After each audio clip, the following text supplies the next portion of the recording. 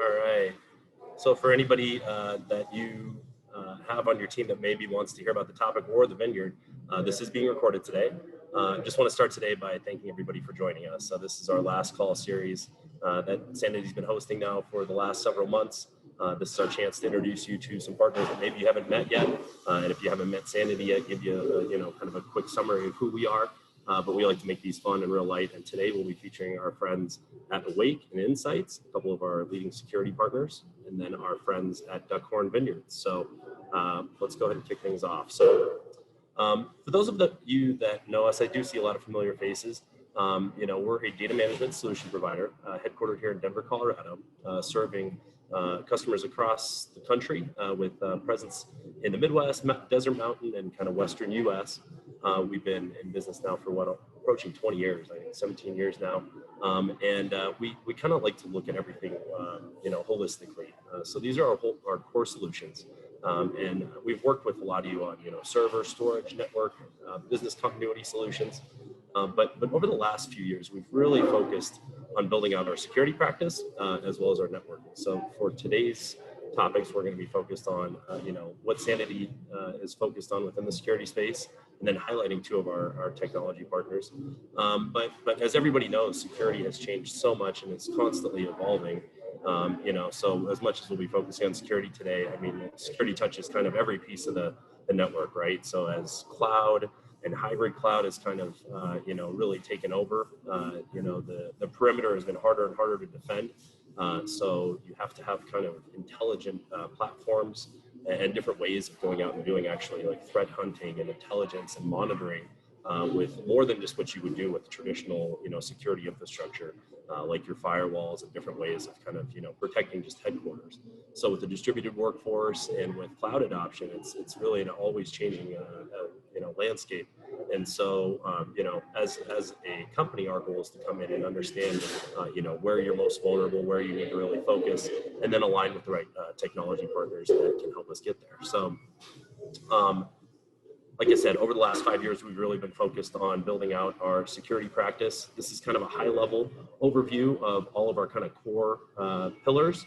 And then today, we're going to be really honing in on threat intelligence, network monitoring, and security, and just overall threat intelligence. So I'm going to hand things off here to John Seashore.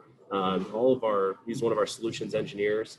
And all of our engineers used to be in the driver's seat. So John's going to kind of talk about what it was like to be in the trenches, what was important, to him as a infrastructure manager, some of the challenges he faced within security, and how if you were to have partners like the two we're focused on today, like how those would have helped him sleep at night, essentially. So with that, John, all yours, my friend.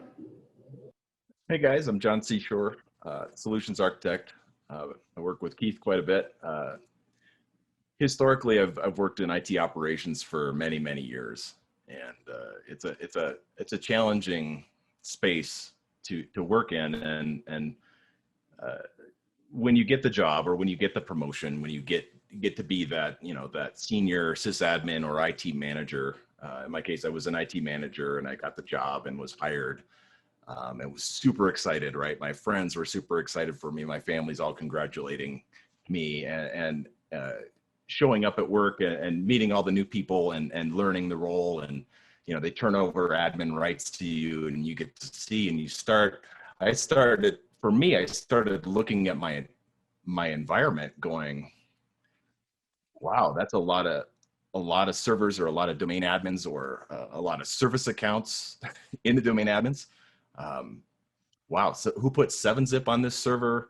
All the things, right? And after that warm welcome of maybe a few days or a week or a month, like that's when my mind started getting a little more creative with how, is my environment secure? Is it already owned? Does somebody already have access to it? Do we control it? And in my shoes, I could never definitively say I knew what was going on in my environment, other than, yeah, it works, but I don't know who else is in there, and I don't know when it'll all go down. So it's just a really challenging place to be. And you can do the best you can with what you got. However, yeah, we've got a couple of partners on today that they'll really, when I was in the driver's seat, they would have helped me out tremendously. So from an Arista Awake perspective, they're one of our partners. They can kind of leverage AI to see what normal looks like in your environment and point out any anomalies, and that would have been a game changer for me. And then, you know, insights would be great for you know, the secret sauce of the company, or the C-suite, who's in your company, what's out there, what's on the dark web. Is there any dirt on my company or the employees in my company showing up somewhere that we'd at least need to know about? So both of these vendors are incredibly beneficial to my previous role in IT operations. So yeah, I'll kick it back to you, Keith. Awesome. Yeah, I mean, you know, to be in the driver's seat, you know, and having to be 24/7 kind of worried about, you know, you know, what's happening in your environment. Without the right tools, it's hard to understand what's going on. So with that, we're going to hand it to our first security partner with Awake Security, network detection and response player. Really excited about these guys. Really unique platform and really powerful tool. So with that, Kevin, all yours, my friend. Actually, guys, I think we changed the running order. I think it's Mark Fulbrook from IntSights. I might be wrong, but I think that's what we're doing. Okay. No problem at all. We're easy. So Mark, if you're ready to go, it's all yours. Yeah, thank you very much. I apologize for that. I just want to make sure that I've got the right screen up for you guys. How is everyone? I bet you're all looking forward to your wine. I'm sure you are. I know I would be if I was in a similar situation. Unfortunately, with these events, I don't get to, no one sends me wine. So unfortunately for me, I'm not actually going to enjoy it with you, but I'll try to be as quick as possible. So let me 1 second. I'm just going to share my.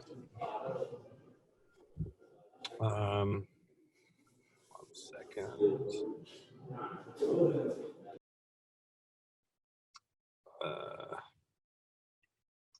I apologize. I'm hoping you can all hear me. Hey. You're good, Mark, but we don't see your slides yet. Yeah, I know. I'm just trying to get it done. 1 second. And there we go. It should be good to go. How's that sound? Can you see my screen yet? No, we can't. Oh, interesting. 1 second. Let me try one more time. How about now? There we go. We're good now. Ah, perfect. Well, look, thanks. Hey, everybody. I'm going to try to take up as little time as possible. I don't want to stand in the way between you and those wonderful bottles of wine that you've opened and are letting breathe right now. But my name's Mark Fulbrook. I'm the VP of Global Sales for IntSights. We are a company that is doing our best to democratize threat intelligence. And whenever I talk about threat intelligence to people, they always kind of say to me, what does that mean, right? They already have sometimes maybe a solution from one of their vendors where they had a threat intelligence feed, or they're a member of an ISAC, whether that be like the financial services ISAC or the health ISAC or whatever vertical they sit in, where they get this long list of indicators of compromise that show them, whether someone has been, who has attacked someone else has been on their network.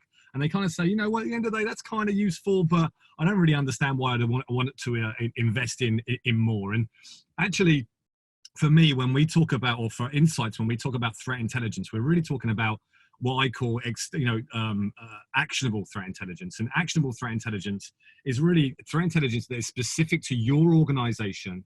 And it's something that you can use to go out and make yourself safer. And so look, in the last few weeks, I've seen a couple of examples of really good examples of how external threat intelligence, that such as the information that IntSights can provide, can really provide, some real value. And I'll give you two great examples before I kind of move on in the presentation. One of those, I'm sure you're all aware of, was the fact that just a couple of weeks ago, EA, right, were actually breached. And I don't want to be another one of those guys that said, oh my God, if they were using our product, we could have saved them. That's not what this is about, because I think that every person in security is struggling right now.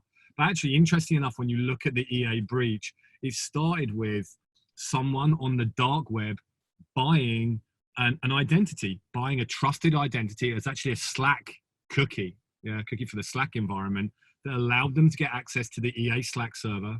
And then they use social engineering to actually sit there and breach the organization. their trusted identity was for sale on the dark web. And by the way, it was on sale for about $10, so that gives you an impression of just how easy it is. Another great example, by the way, that I've seen in the last couple of weeks would actually be the Colonial pipeline attack. And we're all aware there was a ransomware attack, and we start to talk about ransomware and how important it is and how difficult it is to prevent. But actually, the initial foothold for that ransomware attack was actually a VPN password that had been reused. So one of the administrators of that particular organization had actually reused the password and username in a breach from a SaaS vendor that was actually for sale on the dark web. And someone just kept on, using the username password against multiple sites, and found out they suddenly breached a VPN environment for Colonial Pipeline, which was the basis of that breach. So today, very, very quickly, in the 5 or 6 minutes I've got left, I want to talk about the kind of things that external threat intelligence can provide to you, and really just how IntSights can potentially be a solution that you might want to consider. So first of all, before I kind of get into a little bit about IntSights, I want to talk specifically about external threat intelligence and the kind of information that we would find, what we consider this kind of idea of threat intelligence that is both specific to you as a company and actionable. And I kind of put it into 3 buckets. The first bucket is what I call indicators of risk. And indicators of risk are really things that would be applicable to your organization, that would indicate that there is a risk within your organization that people could take advantage of to breach you or your brand, or your subsidiaries or your VIPs or anything like that. So, good examples of that would be things like pay sites. So a lot of us now are starting to use things like GitHub. A lot of things are like, like paste bins, those kind of things, where we're sharing code with other organizations because, developers like to share code, right? Lots and lots of times, information within those paste sites are relevant to your organization. A great example of that would be the SolarWinds breach. I think most people are aware now that the SolarWinds admin password and admin account was actually in a paste bin. It was in a GitHub server. It was a publicly accessible GitHub server, which was a foothold for the initial attack. We've also got things like storage buckets for cloud services. I specifically mentioned S3 buckets here. A great example of that would be some work that we carried out for one of our clients recently, where we were out there looking for publicly accessible information pertaining to their organization. We actually found an open storage bucket for a very, very well-known systems integrator. And when we actually accessed that bucket and started to look at the files within it, one of them actually related to one of our customers, and we started to look inside there, and there was just a huge amount of information with contracts and interview processes. They were a customer of our customer, and it just showed very, very important information that could have been utilized as a start of a breach or a start of a social engineering attack that was very, very much publicly accessible. And again, so specific to a customer of ours, but actually actionable. So we actually engaged that systems integrator. We helped them secure that containerization, or that container, the storage container, and actually make sure that information was no longer accessible. So that's a great example of an indicator of risk. And it could just be things like application vulnerabilities, right? You've got things like exposed login pages, that kind of thing. But these are all indicators of risk that an external threat intelligence solution would be able to find out there on the outside the wire, outside of your environment. The second area that we look for when we're talking about external threat intelligence is this idea of an indicator of planning. An indicator of planning is really an indicator to you that someone out there, and whether that be on the clear, deep, or dark web, is planning to attack your organization. There are some very obvious things. It could be that someone has set up a domain that is very close to your particular domain. It doesn't have to be we call them phishing domains, but it doesn't have to be someone that's trying to phish into your organization. It could just as easily be someone who's trying to access your customer base to get them to actually provide them with information so they could later attack your organization. We have a banking customer that's in South America right now who has an experience where they're under attack almost on a constant basis from a threat actor that is creating domains that are very, very close to the name of the bank, but they're actually using the profits from those phishing domains, from stealing username, passwords, etc., to actually pay for them to rise up in the Google AdWords search engine. So when people search Google for this particular bank name, the first people they see are actually the attackers. And we're working with those to sit around, we're working with the domain registrars to make sure we take down those websites on a very, very regular basis. That's a good example. We see now a lot of examples of social networks, social media pages, where people are mimicking the pages of CEOs and VPs of engineering and CFOs to sit there and build up a network, a LinkedIn network that allows them to socially engineer effective ways to actually obtain money from customers. Another great example we saw in I think a couple of months ago, where actually one of our CFOs got a LinkedIn reach out from what he thought was a CFO from a supplier organization. And whilst they're talking on email, he's saying, hey, look, by the way, I'm changing all of my payment processes. Could you potentially just point me in the right direction? I can't get hold of one of your team. And so the CFO pointed this person in the way to one of their team. Of course, the email comes from the CFO. The person in the finance team immediately sends money. They sent over $100,000 to this person who was basically just mimicking the supplier. So it's a great example of how these social engineering or social media impersonation attacks can become something that's worrying.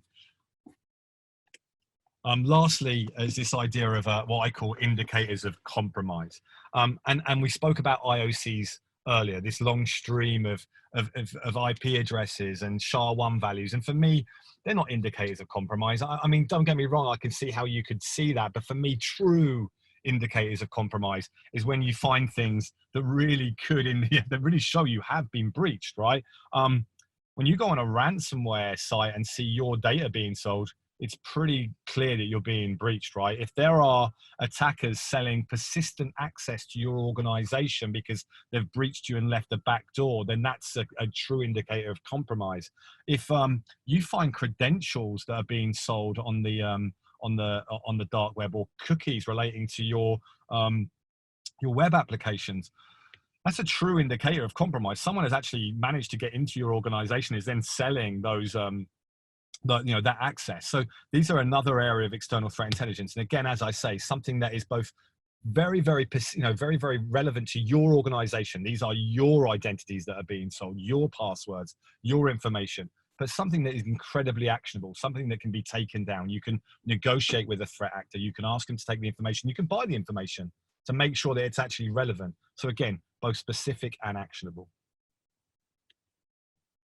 So I think that everyone, hearing that information can generally sit there and say, hey, you know what, this is something I could potentially take some advantage of. The issue for many, many companies is this has been the domain of very, very large companies for a very, very long time, right? If you're Bank of America or Wells Fargo, and I'm sorry if any of you are on, if you guys are on, if there are people from those companies on this call, then I apologize. But if you're those organizations, you probably have a very, very large threat intelligence team. They can find that information and actually take advantage of it.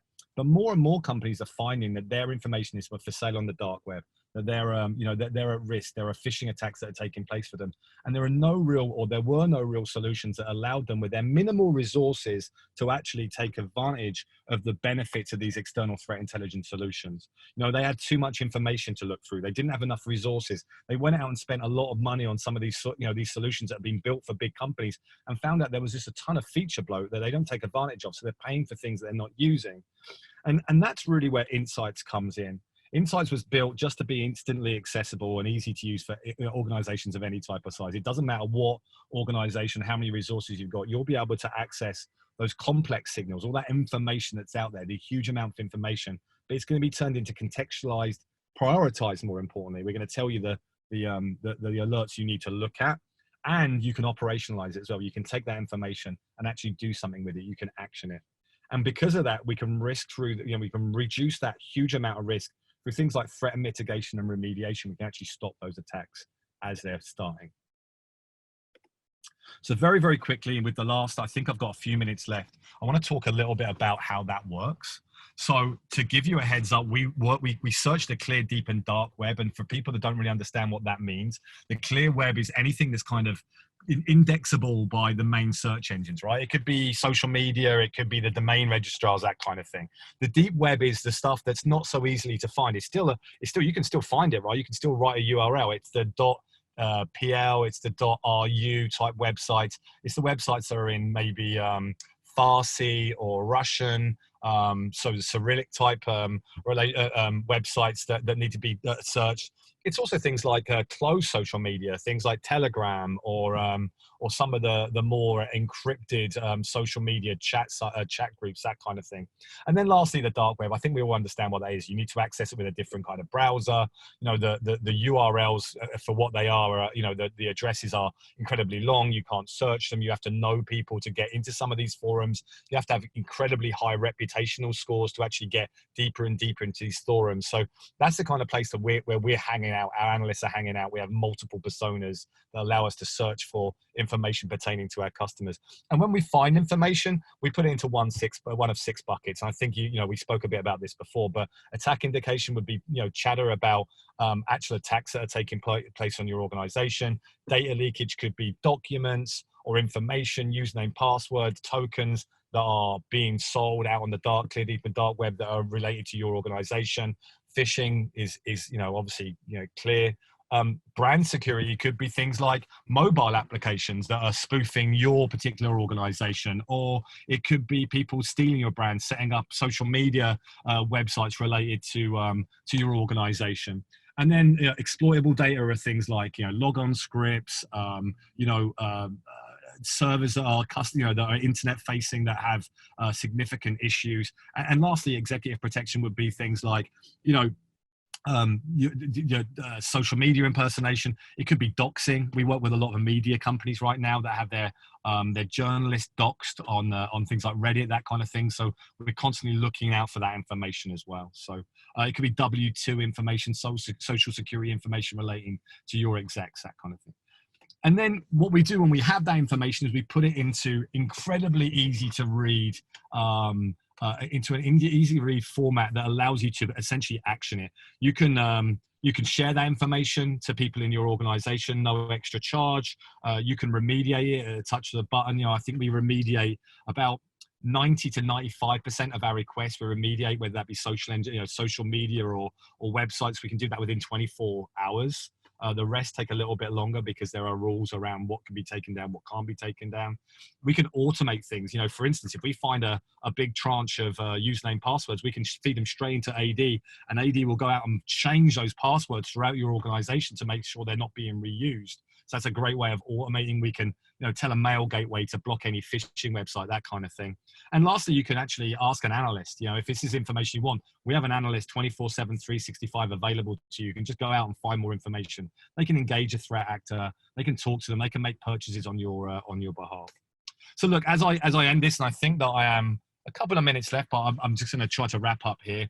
With IntSights, I want to say to you that it's really easy. Within 24 hours, we can be up and running. And bearing in mind the fact that we can take down 90% of your requests within 24 hours, within 48 hours, you can get immediate benefits from your investment. I don't know of many security tools that you can do that with. I feel like we're a force multiplier, right? You get, you don't have to add any more resources, but you get access to an enterprise-grade threat intelligence team 24/7, 365. Essentially, it allows you to level up to the same capabilities that people like Wells Fargo and Threat Intelligence and some of these, Bank of America, some of these huge organizations that have got large threat intelligence teams already have. And lastly, you get that built-in benefit, right? We did some research recently. You can save up to about 70% on other solutions by not having these extra resources. So look, with that, I'm going to pass you back to Jonathan, and hopefully I managed to stay within the time limit. So, you tell me, Jonathan, was I okay? You did great. That was perfect. Yeah, thank you. Thank you. Enjoy the wine, guys. I hope you enjoy it. Absolutely. Mark, that was great. Yeah, so no, we invite you, anybody that has the time, like Mark was saying, very easy to stand up and a quick demo of the threat intelligence platform would show you the power, like you said, within 24 hours, having it up and looking at your network and your entire environment. Very powerful platform, and once you kind of get your hands on it, it's really, really telling. It can be scary what it finds, but really powerful what can help you prevent. So thank you, Mark. That was great. All right, we will shift gears and pivot over to our friends at Arista Awake. Also a very exciting product with threat intelligence across the network. I'm going to hand it to Kevin. He's going to present on their platform. Kevin, take it away. Thank you, guys. Kevin Ikutani, nice to meet everyone. Kevin Ikutani, I'm based out of Austin, Texas here, and I work with Brian Roche over on the Arista team, and today we're going to talk a little about Awake Security and who we are and where we fit in that security puzzle. So hope everyone can see my screen here. Thank you very much. So I'm just going to go ahead and jump into it here. So I kind of want to first talk about some of the main use cases that Awake is helping to solve out in the wild. I think the best way to describe those use cases is just to use some general data points that we've seen. So that first data point is that majority of networks these days have unmanaged devices. More than 50% of devices we're seeing are unmanaged. So meaning that these devices can have agents on them, right? Maybe they can only be controlled via ACL or firewall rules. Examples could be IoT machines, mobile devices, right? And ultimately, these devices have become a major blind spot for security administrators because attackers are specifically targeting these devices and from there, attempting to move laterally into the production network, okay? And then try to attack the other hosts. The next data point we're seeing is that the majority of breaches are no longer using any form of malware, right? So instead of using a common smoking gun like a piece of ransomware, attackers are now leveraging social engineering and zero-day exploits. So common examples, like Mark mentioned, the SolarWinds supply chain attack, or maybe something like the Exchange Hafnium, which also used an exploit.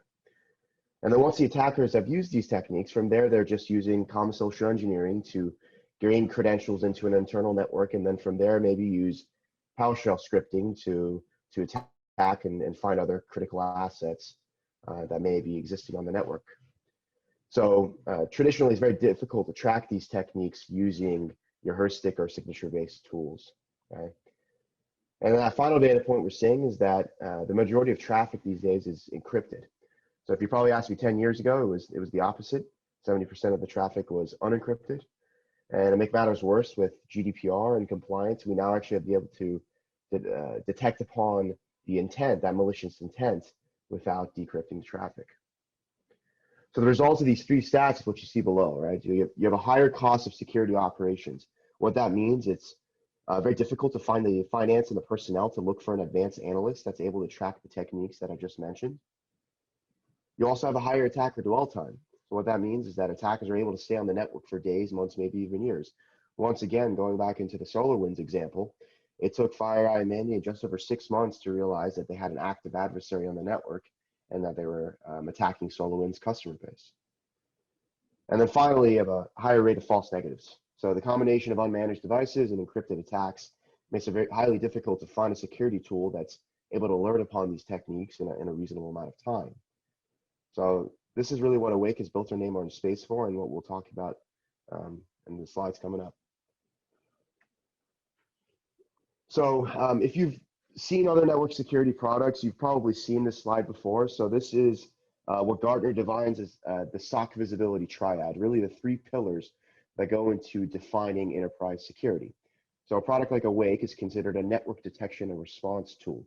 But really the other two components of that SOC triad is you have your SIEM and UEBA, right? Your security incident event management system, the ability to ingest logs from all segments of the network to give you that single pane of glass. Some of the vendors in that space may include Logarithms, Splunk, Exabeam. And a lot of these SIEM vendors have now pivoted into more advanced analytics, what they call UEBA, user behavior. But ultimately, you can only get so much advanced visibility when that only source of data being used is logs. The next component of the triad is you have your endpoint detection and response, commonly known as EDR. So you have vendors like CrowdStrike, Carbon Black, SentinelOne.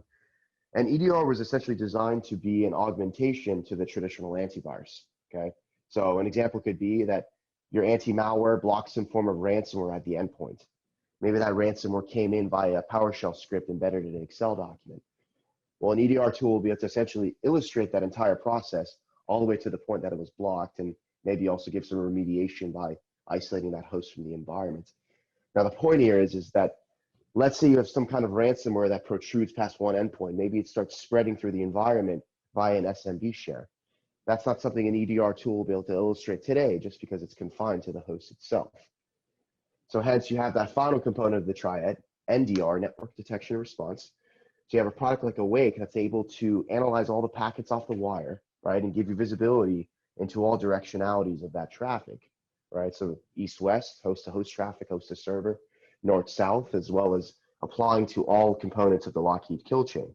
So not only just lateral movement, but also exfiltration, reconnaissance, command and control. Now, the main point to mention with the soft triad is that a product like Awake does not compete with the other two components, right? We don't compete with SIM and EDR. We have specific integrations with some of the vendors I mentioned to help amplify the workflows on both ends and bring that story home.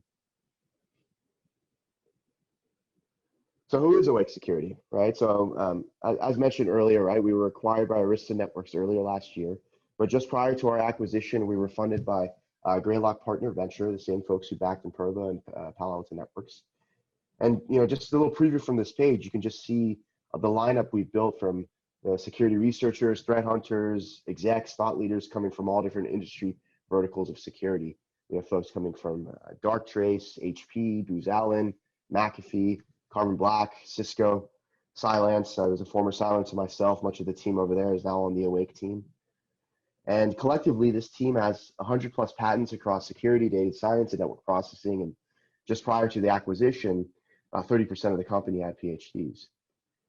And as you know, right, that acquisition by Arista occurred earlier last year. And there's a good chunk of people on the call that probably know the Arista story better than I do at this point. But Arista was started by a few Cisco execs who were unhappy with the slow pace of innovation at Cisco. And Arista has competed exceptionally well in the router and switch market, dominating cloud titans, and of course, Facebook selecting Arista as their switch vendor of choice. And as many of you know, right, Cisco has a very robust security portfolio.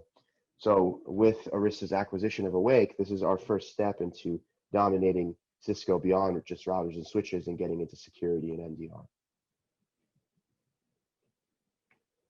So, I think we can throw data points all day, we can throw names all day, but I think what resonates the most is just the stories we have from the wild of how we're able to secure our customers' data.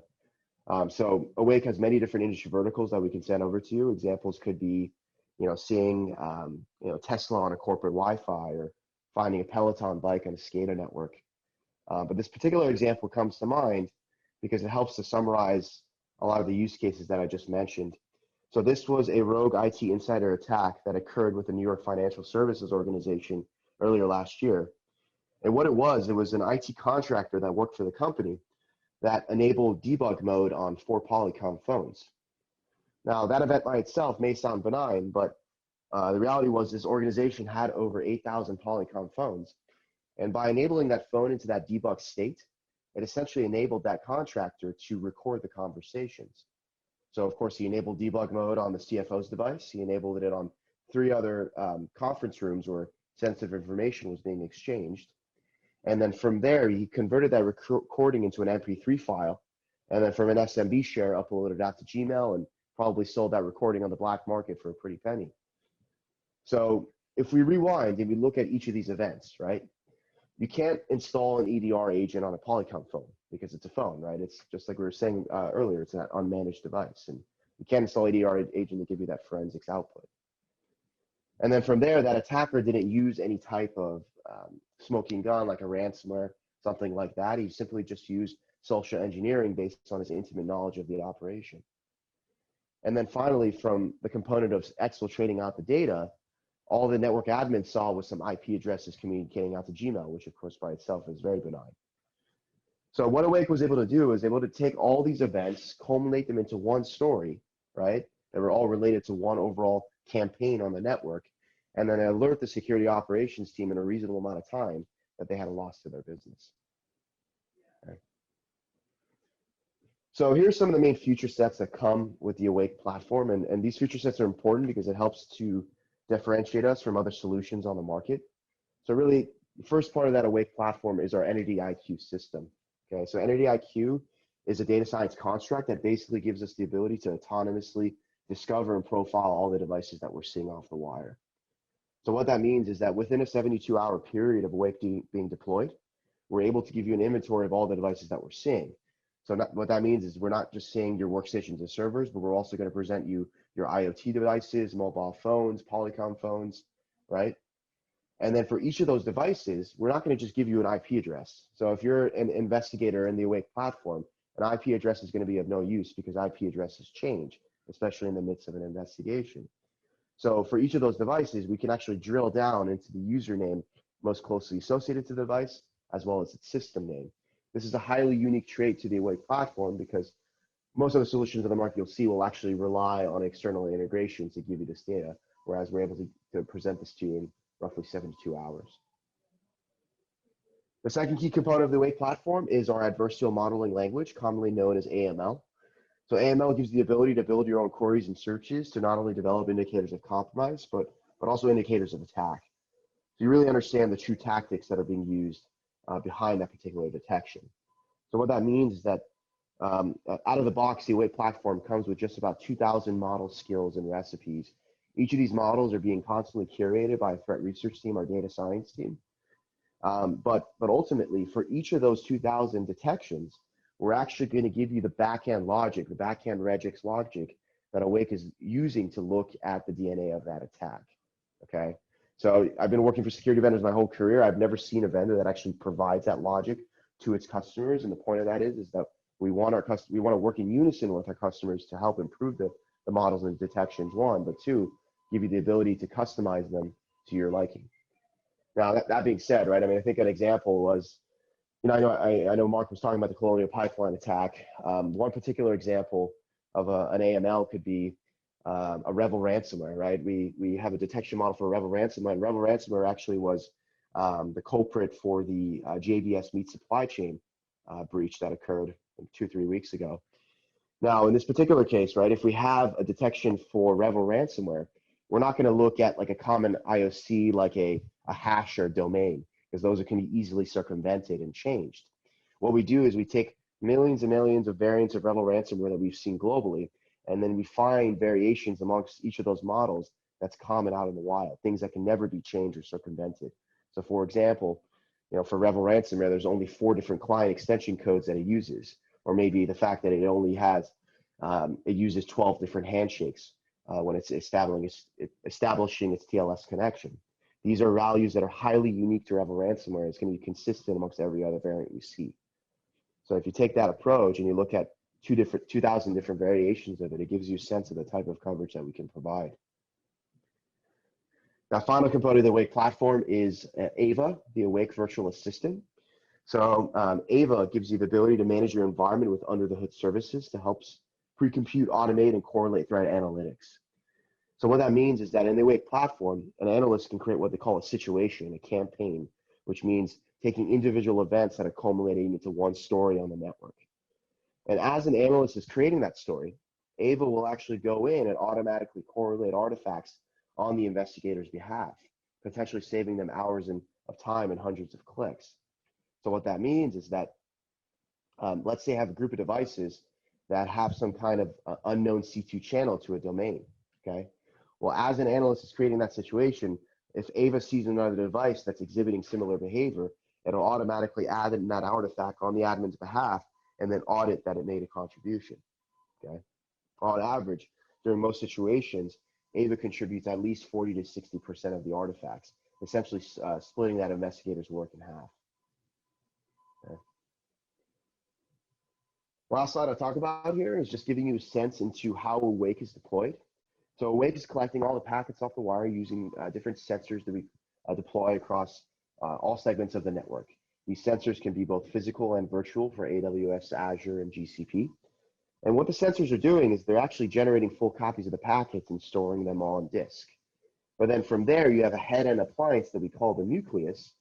The nucleus is actually stripping out the metadata from each of those sensors and then applying all the machine learning and analytics. This is also where the UI sits, which includes the feature sets that we mentioned earlier.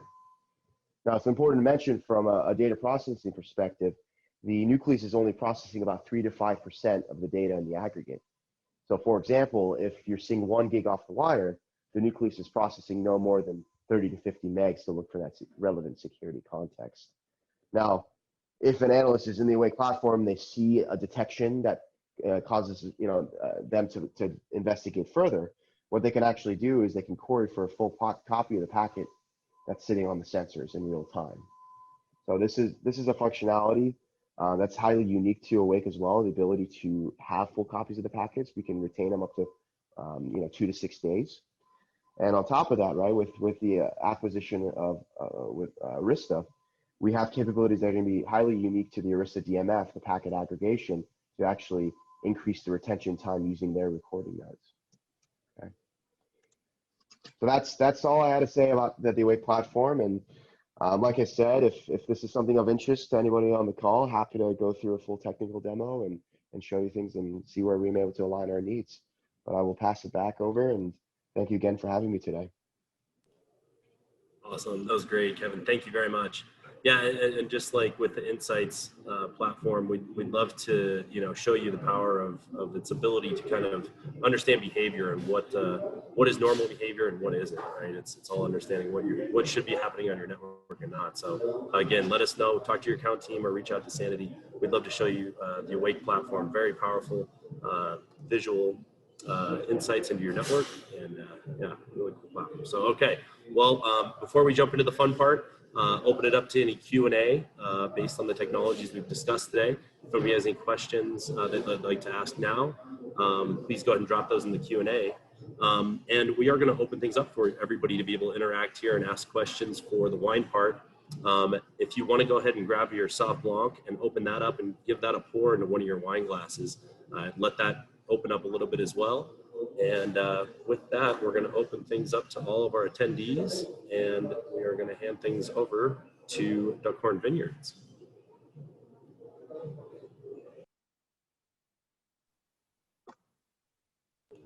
Alrighty then. Well, thank you, Keith. Welcome, everybody. My name is Annie Ruiz, and I am the Trade and Marketing Events Manager for the Duckhorn portfolio. And I'm also joined by Hannah Hawker, who is our Trade and Marketing Events Coordinator. And thanks so much for being with us today. Normally we'd be hosting you guys at one of our properties, and things are starting to come back, and we're starting to see people. But at any rate, we're very thankful that you've invited us in to your homes this afternoon. So as Keith mentioned, if you want to go ahead and open up all of your wines, but go ahead and open up that Sauvignon Blanc, go ahead, get that poured and start sipping on that. And if you do have that, we just always like to open with a quick toast. And I would just like to say cheers to health and happiness, cheers to 2021, and cheers to tasting through some lovely wines this afternoon. Thanks so much for being with us. Cheers, everybody.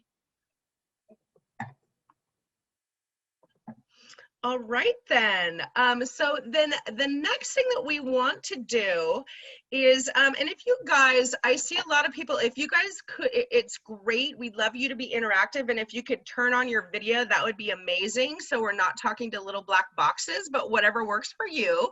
But because we generally like to kind of start out with a little bit of a poll and gauge our audience. And normally we would ask how many people have visited the Napa Valley. I don't know if you want to kind of blink or if there's some way that we can see you guys or not. We will pivot. Jason has been there. Okay. I have not, unfortunately. Okay, well, it's never too late. We'll see you soon. And then the next question we generally ask is, on a scale of 1 to 5, how would you rate your wine knowledge, with 1 being a beginner and 5 being an expert or an enophile? For those that are on, just raise the number of fingers. Like a 3, you are. 2 or 3. 2s and 3s and all of that good stuff. Okay, perfect. So, and just so you guys know the order, so we're going to start out with the Sauvignon Blanc. Then we are going to go into the Migration Pinot Noir. And then we're going to go into the Duckhorn Merlot. And then the Decoy Limited Cab. So if you guys, it's great if you have 4 glasses so we don't have to rush through the tasting and we can compare and contrast.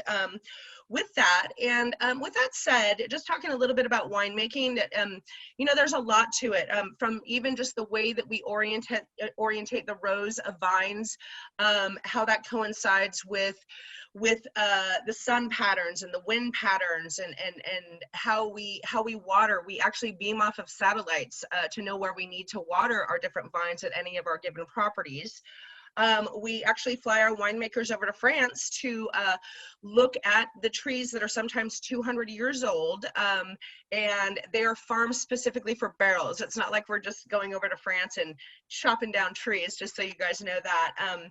But there is a lot to it, and there's also a lot that you can learn about just how we look and smell and taste wine. When the pros look at it, very specific, the first things that we do, which tell a lot about wine. So Hannah, do you want to go ahead and run us through a 101 on how we like to look, smell, and taste our wines? Definitely. Yeah. Hi, everyone. As Annie said, feel free to unmute yourselves, show yourself on video. We want this to be really fun and interactive for you. But I'll go through, if it's been a while since you had your last formal wine tasting, or even if you've never had a formal wine tasting, I'll just kind of give you a couple of pointers that we like to use at Duckhorn Portfolio. So a little tasting 101. So as Annie mentioned, sight, smell, and taste, and your face is actually perfectly lined up to do those three things in that order. So first we're going to go ahead and look at the wine. So if you want to take your glass, mine's water, but we're going to just pretend it's wine because we're in the middle of our afternoon here in California. So we're going to go ahead and look at the wine. So if you have a white piece of paper nearby, or even a natural light source, go ahead and hold that glass up and just kind of look at the wine. You can take your Sauvignon Blanc, or even a red wine if you've already poured that. So we're just going to go ahead and look. So you can tell a lot about a wine before you even smell it just by looking at it. So if you take your Sauvignon Blanc, for example, you look at it, tilt your glass sideways against some light, a light source. You might see it's maybe what we call like a pale straw color. And if you take a Chardonnay, it might be more of a golden hue, and that could indicate oak, oak aging, or oak fermentation. Or even if you have a red wine, you might want to, take your hand and see, okay, can I see my hand through the glass? Maybe if it's a Pinot Noir, it's going to be lighter in color, and we're going to talk about the Pinot Noir later. But maybe it's lighter in color because it's a thinner skinned grape. Whereas if you're having a Cabernet Sauvignon, or maybe a blend that's dominant with Cab, then it's going to be maybe a little darker of a hue, maybe some more pigment. You can also tell a lot by looking at the rim of the glass. So if you kind of look at it, if there's a brown rim, or sort of a darker color with a red wine, maybe that can indicate that the wine has been aged a little bit. Or if there's some sediment in your glass, that can indicate some aging as well. So like I said, you can tell a lot about it. You might even be able to tell the varietal if you're a professional. So now we're going to go ahead and smell. So what I like to do is have two smells. Smell number 1 before swirling and introducing oxygen, and then smell number 2 after swirling. So go ahead and just take a sniff before swirling. Okay.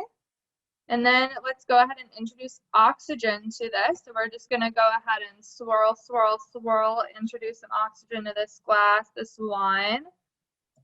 And now we're going to go ahead and take a big sniff. Does anyone want to share what they can smell with this wine? If it's the Sauvignon Blanc, maybe it's some pear, tropical flavors. We'll get into that too. Yeah, I was going to say kind of fruity, little almost floral. I don't know. Yeah, definitely floral for sure. And we'll get more into that wine as well. We're going to actually do tasting 101 with all of the wines, but that's really good, Keith. And maybe for everyone else, don't be shy to share, but maybe we just need some wine to warm up a little bit. Okay, so we just introduced oxygen too. Okay, so now we're going to taste the wine. And for tasting, my personal rule for myself is I give everything a 3-sip rule. So the first sip sort of wakes up your palate, lets you know, okay, this is alcohol. Maybe it's evaporating quickly, kind of waking it up a little bit, waking up your taste buds. And then the second sip kind of coat your palate. And then the third sip really represents the wine in its most beautiful form.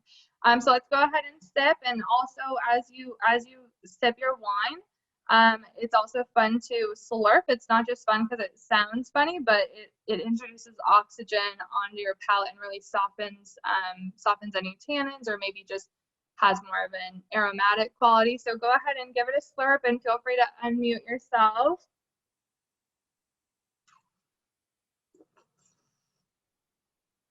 And of course, this is water, but if you're drinking wine, pay attention to the mouthfeel, which is really important. That can also be indicative of what the wine is. So maybe with a Sauvignon Blanc, it's going to be really crisp and fresh and sort of like juices your mouth, very, very acidic.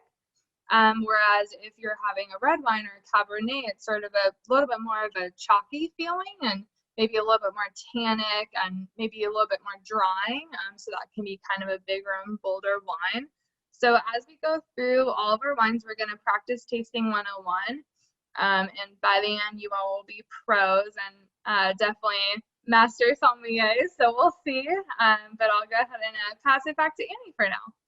Sure. So you guys, let's go ahead and talk about a little bit about the production of winemaking. So for Sauvignon Blanc, a lot of people, that and Chardonnay are two of the biggest favorite white wines in the United States. If you look on the shelves, a lot of them come from New Zealand. And what the New Zealanders do is they take 100% Sauvignon Blanc, which is a Bordeaux varietal, meaning that its DNA traces back to Bordeaux, France. It's 100% Sauvignon Blanc, and then when they age it in 100% stainless steel. And so a lot of times you'll get that kind of bitey, grippy, or just kind of acidic. It kind of really makes your mouth kind of juice up. It's very grassy.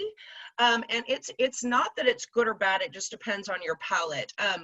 We do our Sauvignon Blanc a little bit differently. We do it in the French style. So basically, we take those grapes, we cut them, we press them off, and we get them into tank to start fermenting and aging.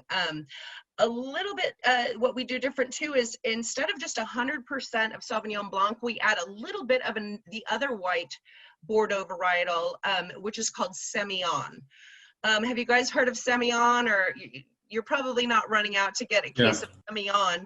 You've heard of it because really kind of on its own, it's a little bit flat as far as flavor, but it does have a sort of creaminess to it. So we're about 80% Sauvignon Blanc, 20% Semillon. And then one other thing that we do differently is we put 90% into stainless steel, and then we take 10% of it and we actually put it into an oak barrel.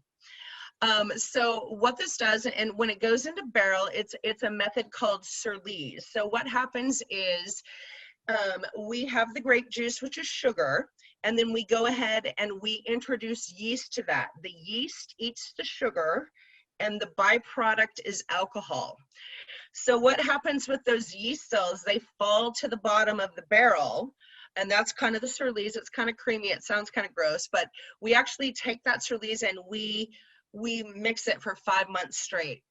And so when we put all of these wines back together, you'll notice that this is a little bit more creamier than a lot of Sauvignon Blancs, and a little bit more softer and a little bit more silkier. And that's because of the Semillon and the barrel programming that we do with this. So this Sauvignon Blanc is great with like a Chev cheese, because that, like a goat cheese, because it is acidic, but yet it does have some creaminess. Also too, with most Sauvignon Blancs, you could do some scallops or some oysters or a vinaigrette, you know, with grapefruit in it. But because there is a softness to this Sauvignon Blanc, you can even kind of stretch this out to, like, say, a lemon risotto. So it really is, it is kind of a lovely wine. It's one of the top selling white wines, especially in restaurants. Duckhorn Sauvignon Blanc, we sell a lot of this. So I'm curious, do we have any Sauvignon Blanc drinkers out there? And I'd be curious to see what your thoughts are about this wine. I thought this was really good. I had to go switch because my wife and I started on this sort of half right away when the vendor presentation started. But this is really good. I really like it. And I definitely know a lot more about red wine than white wine. just because that was my family upbringing. My family lives in the south of France. But yeah, no, this was a refreshing change. It's very light and fruity. Excellent. Yeah, I love white wines. I don't know. I always just like colder beverages. I love red wine with like the right meal and everything. But as far as something that you drink more often, especially as it gets into these hot months, it is really good. I imagine it would pair well with like seafood, or if you're eating pasta, maybe a white sauce or something a little richer, brighter. No, it's Absolutely. awesome. I'm Really with good. you on that too. It's just, we call it the summer sipper. You can drink this all the live long day on a hot day. When it's really hot, I'm not so much into the reds unless it's the evening and I have something lovely to pair with it as far as a meal. Yeah, I just have a question regarding where you're at in Napa, and if where you're at in the valley kind of changes the way your grapes grow, and does that kind of lend to some of the differences between each vineyard? Oh, absolutely. So we go all the way up from up north in Calistoga, which where our Three Palms vineyard is, through St. Helena, down to Yountville. And actually, Keith, we just opened a property in Carneros, our migration property. So yeah, you'll notice as you are more north in the valley, it's going to be a little bit hotter there. It's going to be primarily Cab and Merlots. It's going to be thicker skin. Because the ultimate job of the skins is to protect the seeds. And when it gets really hot, it's again thicker, darker. But then when you come down south and even into Carneros, which is not far from San Francisco, about an hour and a half away, but it really has the influences of the San Pablo Bay.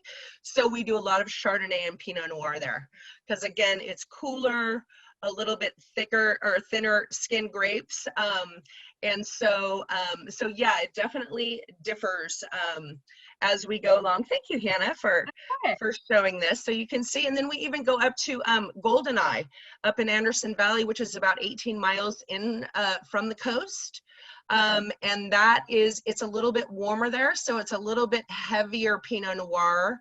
We like to call that. We have Cab lovers that really aren't into Pinot Noirs, but they like this Pinot Noir. So it does have that influence of cool mornings and fogs that comes in, but then it leaves during the day and it gets really hot. It can be like 40-degree difference from morning to evening. So absolutely, terroir and location has a big impact on the wines and how we make them in the style.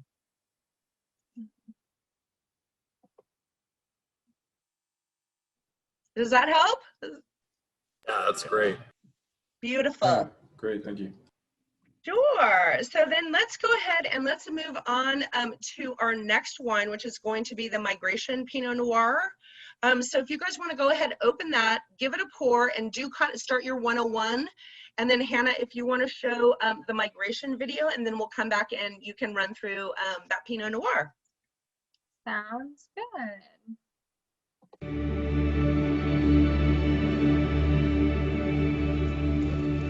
Migration is defined by the idea of movement.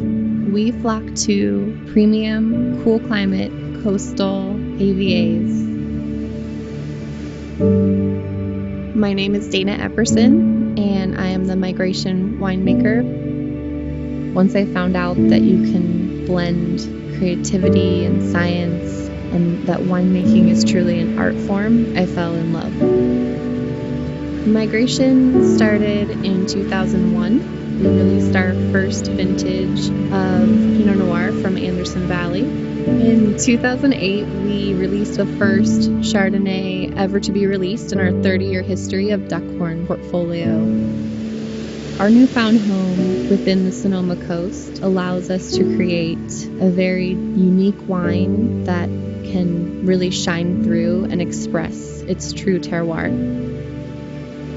The Sonoma Coast is pretty diverse. Our estate vineyard, Running Creek, is tucked in between the Russian River and the Redwoods. We have created a really nice, refined, balanced style from beautiful vineyard sources within the Sonoma Coast.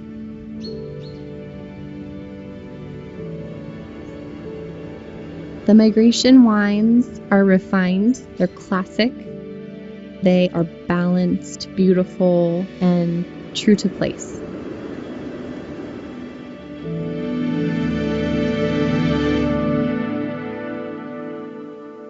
Okay. So could you guys see that video and hear it? Yes. No. Yes. Oh, I Okay, could so then hear it, what but would not we- see it. Hear it, but Um, not see it. Oh, well, I'm glad that you could hear. I'm going to go ahead and drop that link. Either I can replay it now. I know I want to be respectful of everyone's time, but I'll go ahead and drop this link in here. I'm glad that you could see it. It's better, or hear it. It's better than seeing it and not hearing it. I mean, I'll leave it up to the group if you'd like to watch it again, or if you'd like to go to the link later. What does everyone prefer?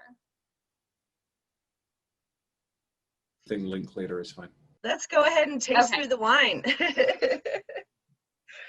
the most, I apologize for that technical difficulty. I could see it playing and hearing it, so I apologize for that. But the most important part is that we taste this wine. So we're gonna go ahead.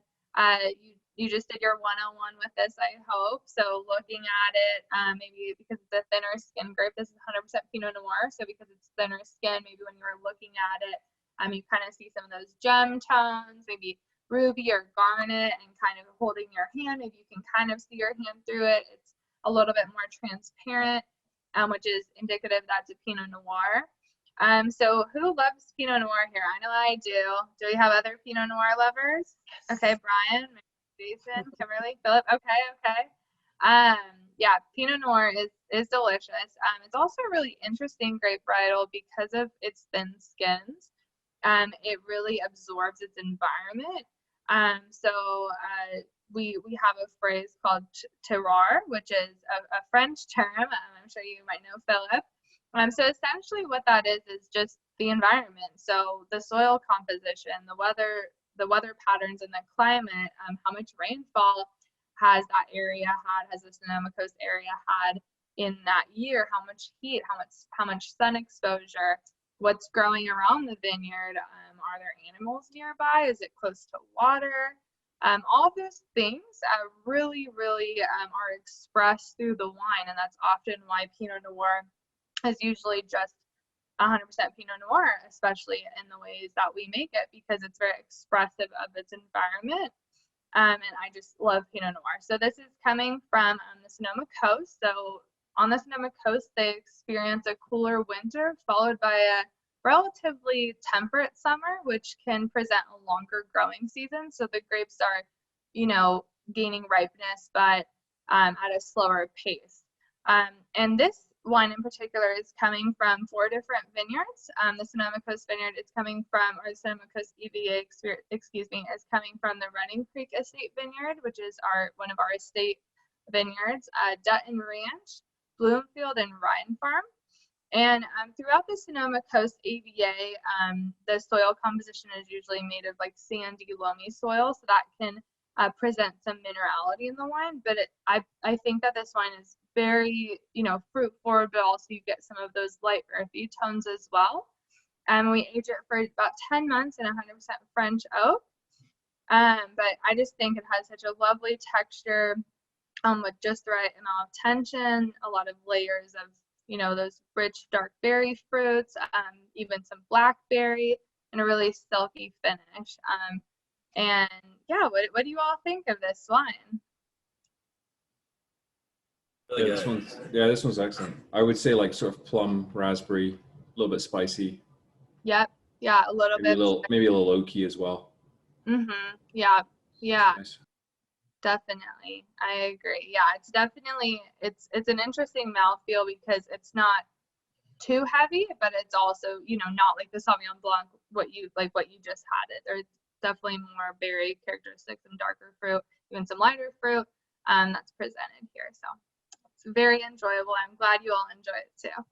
And then Hannah, do you just want to talk a little bit about what we'd like to pair with Pinot Noirs? Yeah, definitely. So Pinot Noir pairs really well with sort of that middle food group. So I personally wouldn't pair it with, a white fish, but I also wouldn't pair it with a nice steak. I say it pairs really well a sort of gamier meat, so maybe like pork or lamb, or even duck, or it also pairs really nicely with holiday dishes, traditional holiday dishes, so like cranberry sauces.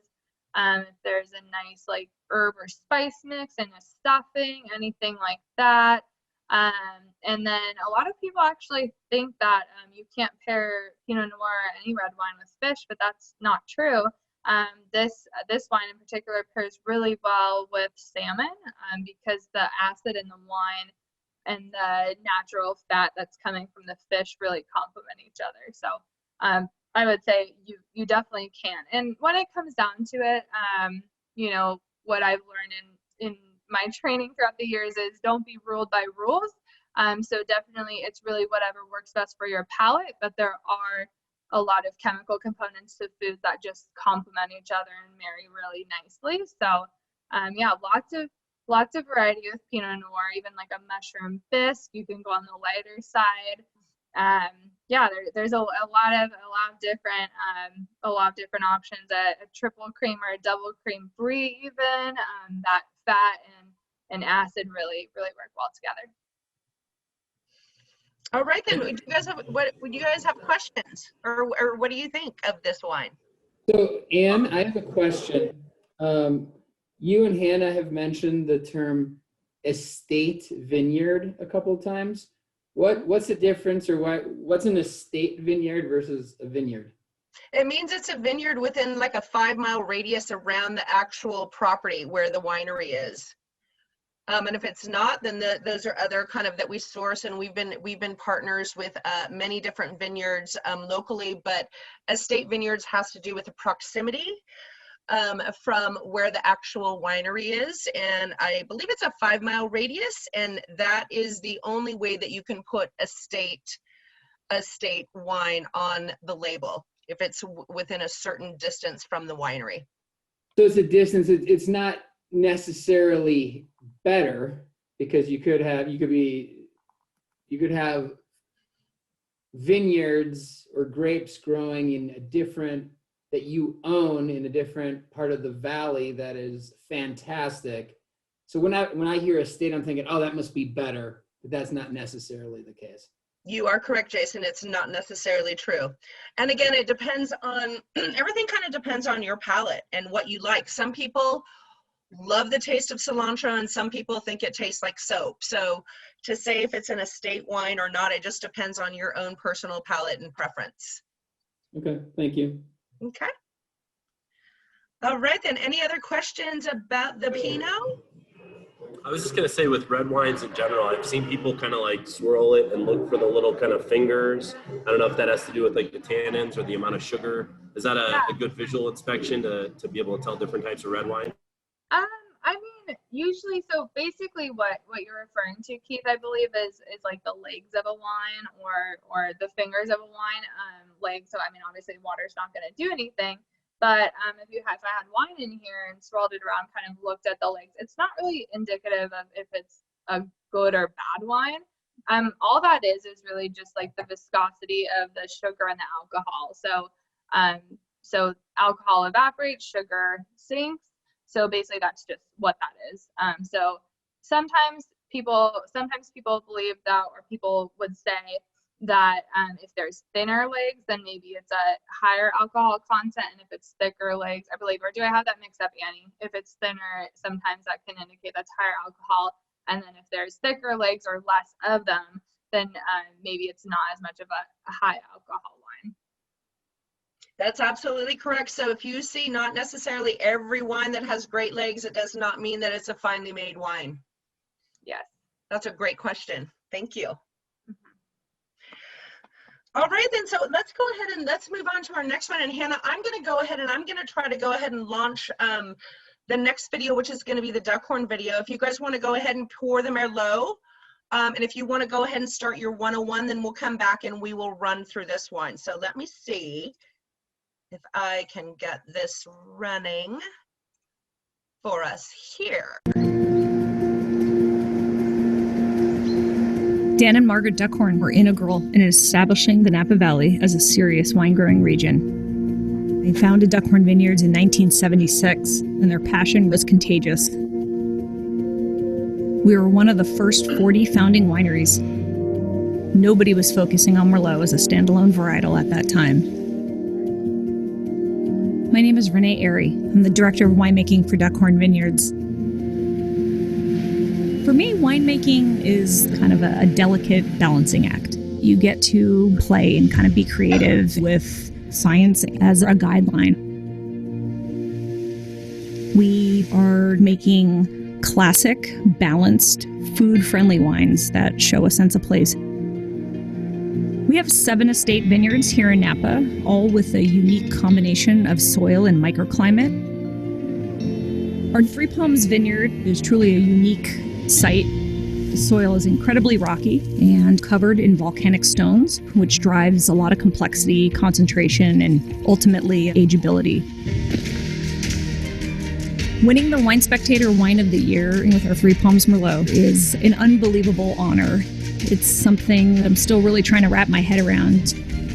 As a winemaker, it's amazing to go out there to look for those really unique spots within the Napa Valley and ultimately kind of convey that through into the soul of the wine. There's an incredible energy here in the valley. Our wines really speak to that. Duckhorn Vineyards has led a Merlot awakening that started with Dan and Margaret and their passion, their drive, and their sense of pioneering that led us to where we are now. Ultimately, I hope to take Duckhorn to the next level and continue that tradition.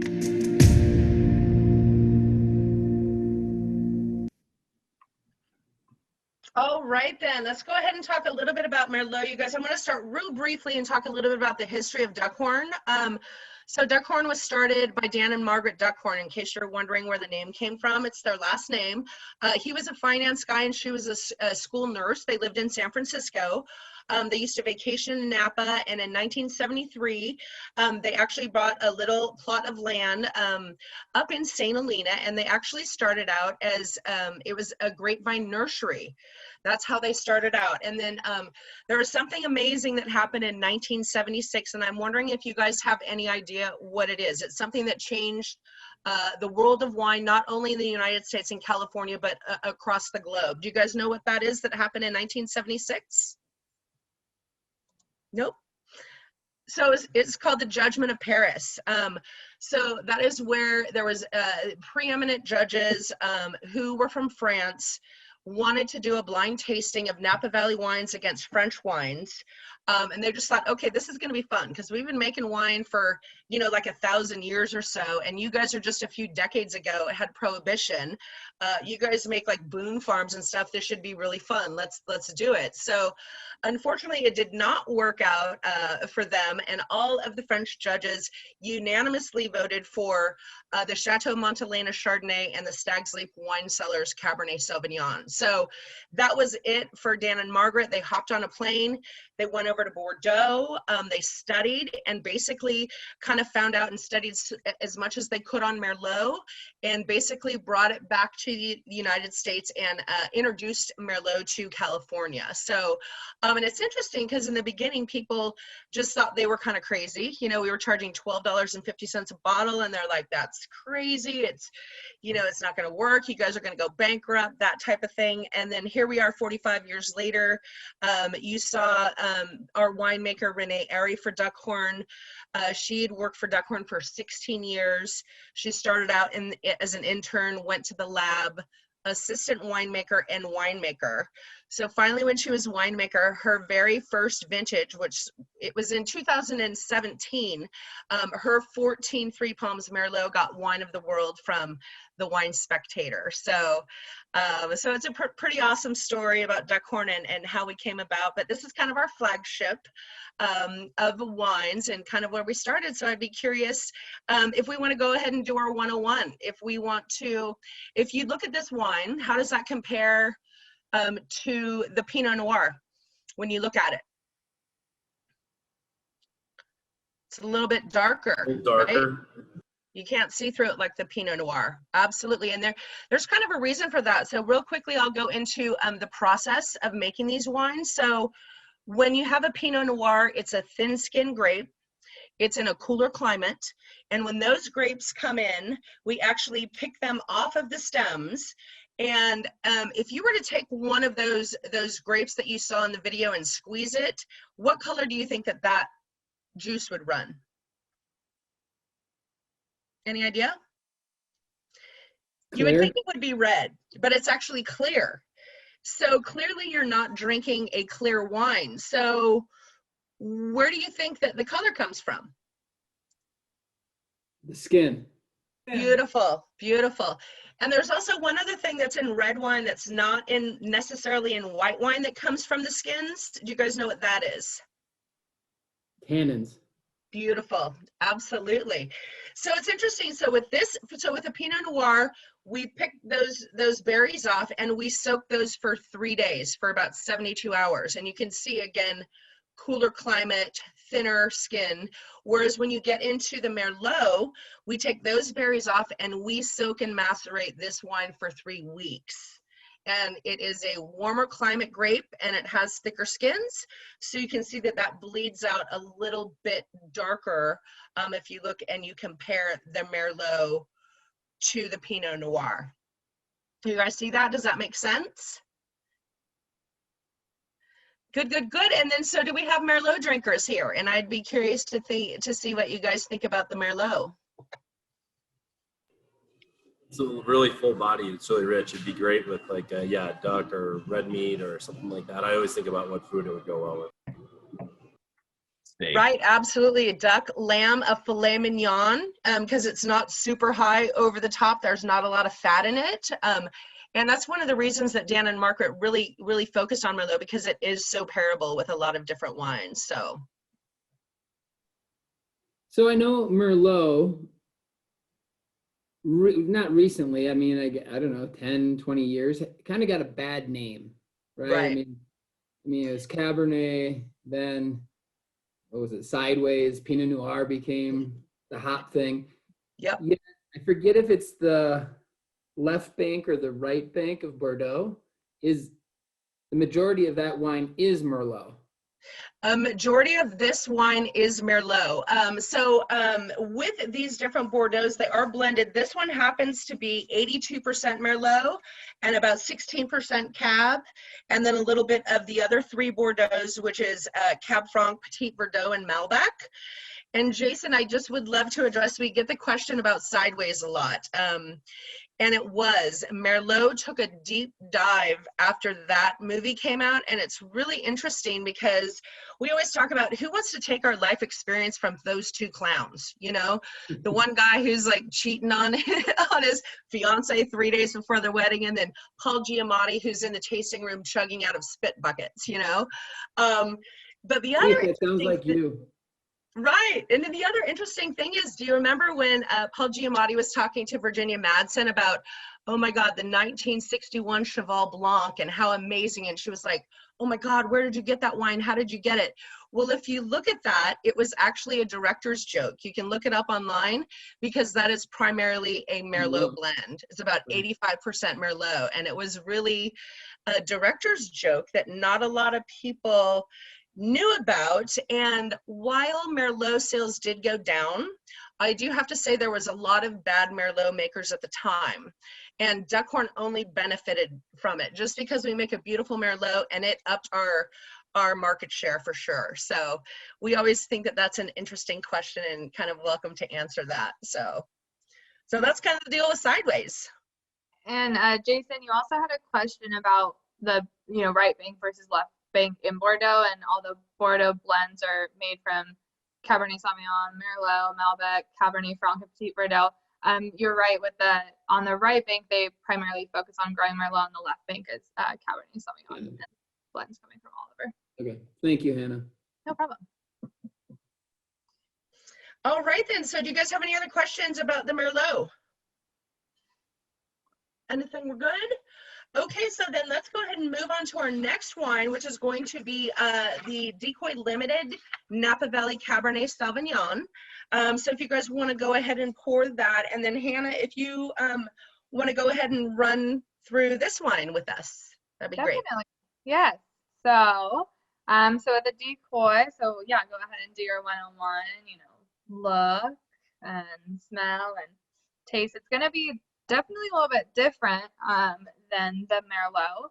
But fun fact, this is actually 90% Cabernet Sauvignon and 10% Merlot. So having that Merlot presence is sort of known to soften the acidity of the Cabernet Sauvignon. It adds a little bit more of those red fruit flavors, as well as sort of this refined quality. It also brings out some of the herbaceousness and fruit in the Cabernet Sauvignon. So Decoy in particular has been a part of our history since 1985. It's the second label that we ever introduced to the world. And the limited label is a newer part of our story. So essentially it's just the Decoy that everyone loves and has seen out in the stores, but just slightly elevated. So these wines, what's different about these is instead of coming from the California AVA, as you see on regular Decoy white label bottles, these are coming from premier growing regions. So the cab is coming from Napa Valley. And then we also make a limited Chardonnay and Pinot Noir, both coming from the Sonoma coast as well.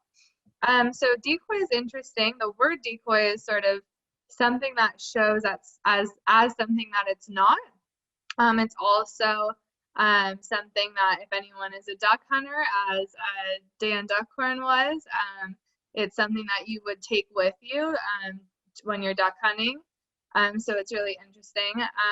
And we say that this is the everyday wine for the well-informed. So it's very friendly at its price point. A whole bottle of this is $30. So you should be able to find this out and about. But it's really coming to you with premier fruit. That's actually some of those same fruit is going into our Duckhorn Cabernet. Or even some blends. It's coming from different appellations that are similar to where the grapes are coming from that go into Duckhorn Vineyards. So Rutherford, Yountville, Atlas Peak, Stag's Leap, St. Helena is a very similar growing regions, getting sort of that range of cooler climate, maybe, down in South Napa, and then warmer climate as you go further north. Yeah, I think it's just delicious. I want to know what you all think of it. This wine in particular drinks really well young. I mean, you definitely can lay it down, but it's ready to drink now. It's delicious.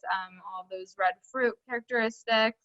I personally get a lot of boysenberry, some dark fruit, even a little bit of dark chocolate. But at the same time, it's really balanced and it's kind of bright and juicy and just delicious and easy to drink. A little too easy to drink, I would say.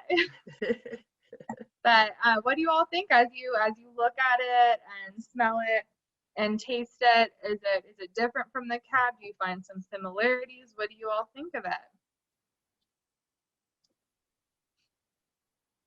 A little more like full-bodied, I'd say, and definitely much different than the Pinot Noir. Definitely very different than the Pinot. Yeah, definitely not a cool climate wine, this one. And then one other item, you guys, I forgot to mention that I just want to touch on. If you guys go back to the Merlot, I'm going to give you a little bit of a homework assignment, because that's an 18 Merlot, and that wine is meant to be aged. It's meant to be laid down for a while. Up to 10 or 12 years is whereas the Decoy Limited is ready to drink. So sometimes a lot of people, like, you don't get as much from this Merlot right now, but if you go ahead and take about an inch of it, put it to the side, do your swirl, come back after a half an hour and do your 101. And then if you can stand it, even a half an hour to an hour later, and then come back and taste that wine, swirl it, open it up to oxygen. I think that you'll also see a difference in that wine. You'll see a little bit more fruit flavor coming forward, as well as a little more kind of silkiness and lushness with that wine. So that's one thing I forgot to mention about the Merlot. It's a fun homework assignment, but well worth it, because, we can talk to you about how wine is exposed to oxygen and how the tannins are very small in the beginning. Then when the oxygen comes in, they come together and they grow and they become bigger and one, and it's a whole different ball game in flavor and taste and smell for an ageable wine like the Merlot. So I just wanted to mention that real quick as well. I was gonna say, do you recommend a decanter for just about any red wine, and how long? What's the optimal amount of time to open that up before you serve it? Sure. For something like the Duckhorn Merlot, you can open it up for about 45 minutes beforehand, I would say. And then for any red wine, it's good to open it up and let it breathe. But like for the Decoy Limited or the Pinot Noir, you don't have to do that quite as long. But yeah, aerators, decanters, or just doing swirling definitely helps it along. And for a fine wine that's meant to be aged, you could say, I don't know, Hannah, would you say like 45 minutes before, maybe an hour before is a good time to decant? Yeah, I would say so. All decanting does is just has that a wider surface area to get more oxygen on the actual wine, which just helps bring out all those aromatics and really just a nice soft texture that a lot of people enjoy. But yeah, I would definitely say just to let it breathe, introduce some oxygen to that, especially if you're having like an aged red wine. I would definitely recommend, decanting it is helpful. Or even if you're kind of in a rush and you just realize your dinner party is going to arrive in 10 minutes, then open up the wine right away and definitely just let it breathe, get it into the glass, and definitely encourage people to swirl. Anytime you can introduce oxygen, it's a good thing. So I've got a question about that. So as a general rule, the older the wine, should it be decanted longer? Is that fair? Like if you had something 25 years, would you let that breathe for, and I'm making up numbers, I know it depends on the wine, 2 hours, and then something that's 5 years old, let that decant for 30 minutes? Is that a general rule? The older, or is it the opposite? Jason, depending on how old it is, once you get into 20 and 25 years old, it just depends on the style of winemaking. It depends on what size bottle it's in. But a lot of times if you have an old, like something from like say the 90s or early 2000s, there can be times when you open it up and you decant it. And once air gets to it, because it's aged for so long. So even though it's in the bottle, when it's aging, the same thing happens as when you put air into it.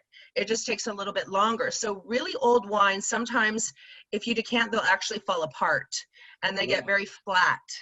And it's just not quite, what you would want. But something 10 to 15 years old, I would say for an hour or so. But once you get older in age, it can fall apart if you decant it too soon. So when we have our like premier Napa Valley parties and whatnot, if we have a really old 90s or 2000, we're going to open it and we're going to use our Durand and our Osso, and then we're going to pour it immediately, and we're not going to decant it because, like I said, it does tend to fall apart depending on the style of winemaking and, again, the bottle size. So right. And when you do get up, as Annie mentioned, like anything really, really, that's been aged a long time and been in the bottle a long time, depending on the bottle size, even though there might be some sediment, it's important to not introduce as much oxygen. So it's sort of, there's not really a general rule of thumb, but what I always tell people is that if you're unsure and you have a bottle that you're looking to pull out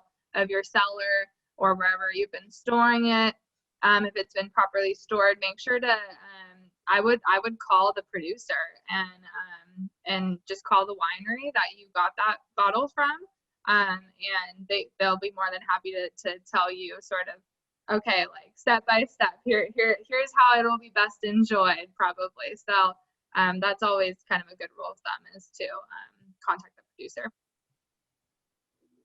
Yeah, you could get yourself in a rock and a hard place if you wanted to pour a special bottle of wine and you open it up too early and it falls apart, or if you open it up right when you're about to eat dinner or what have you, and then it did need to. It's not quite there, yeah. You're like, ooh, mess that up. Yes, I would always err on the side of caution. If I'm having like a nice meal with family, I would just open it, get it in the glass. I would, get a little bit of oxygen on it, taste it. And then sometimes you can even tell, and of course, the more you taste, the more you learn, we say. So sometimes you can even tell, okay, like this needs to open up a little bit more. And then in that case, you just let it sit in your glass, come back, 10 minutes, see if it's changed. And if it needs more oxygen, it needs more oxygen. But at least like that way, it's in your glass and you can drink it if it's delicious, or you can wait a little bit longer if it needs a little bit more air. Thank you. I have a question about tasting. Mm-hmm. I had actually been to a wine tasting several years back, and they passed around a, it was one wine, I can't remember what the wine was, what grape it was. It was a cooking event actually, and they did this wine tasting. And they passed around a small plate of a piece of chocolate, a lemon wedge, and I think maybe a cookie. I can't remember what the third one was. And they had us taste the wine and then like eat the chocolate and see what that tasted like. And then tasting the same wine, we ate a lemon wedge, believe it or not, and it was a red wine. And then the third, and the wine tasted different after each of those bites. And is that because of where the different taste buds that work in your mouth? Because I know different taste buds. Definitely, yeah, Mary, yeah, you're spot on. I actually did something very similar not too long ago. I'm in the middle of taking my WSET 1, so it's sort of that first level of wine knowledge and just sort of relearning the basics. And we did something very similar with a lemon wedge, soy sauce, which is more umami, salt, and then like a sweet biscuit. And I think the point of doing that is just to show you with white or red wine, is just to sort of show you how wine and food work, because all of those items that you mentioned, the food items, are representative of dishes. They can be.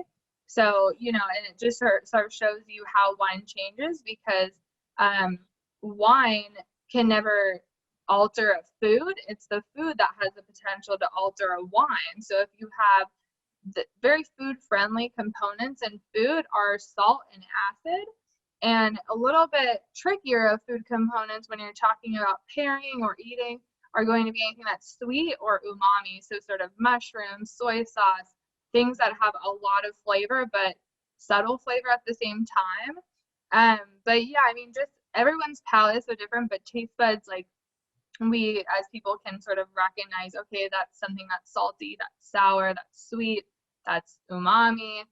There's a lot of acid, and similarly, how we talk about wine, like the Sauvignon Blanc is maybe a little bit more acidic, like we were sort of talking about the mouthfeel, whereas, you know, and then tannins and different structures like can come into play with red wine as well. So I think that's a super interesting experiment, and I definitely encourage everyone to try it, because then that can kind of help you when you're thinking about what food to have with your wine as well.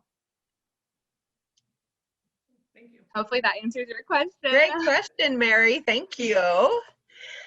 Okay, guys, so we have just a couple of minutes left here, and I just want to do kind of one little last quick exercise. If you guys, if you have your glass, go ahead and point to the widest part of the glass, of your glass.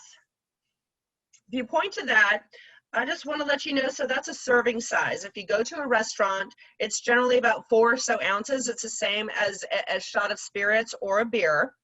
And so I'm curious, based on what we talked about, why do you think that in this wine glass that this is the serving size? Why would that be?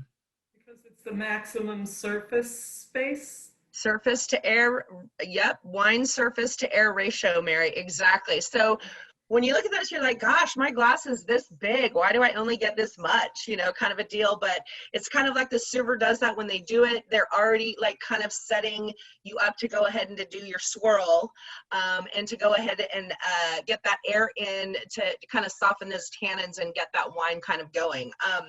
And so the next question is, why do you think that the wine glass narrows at the top?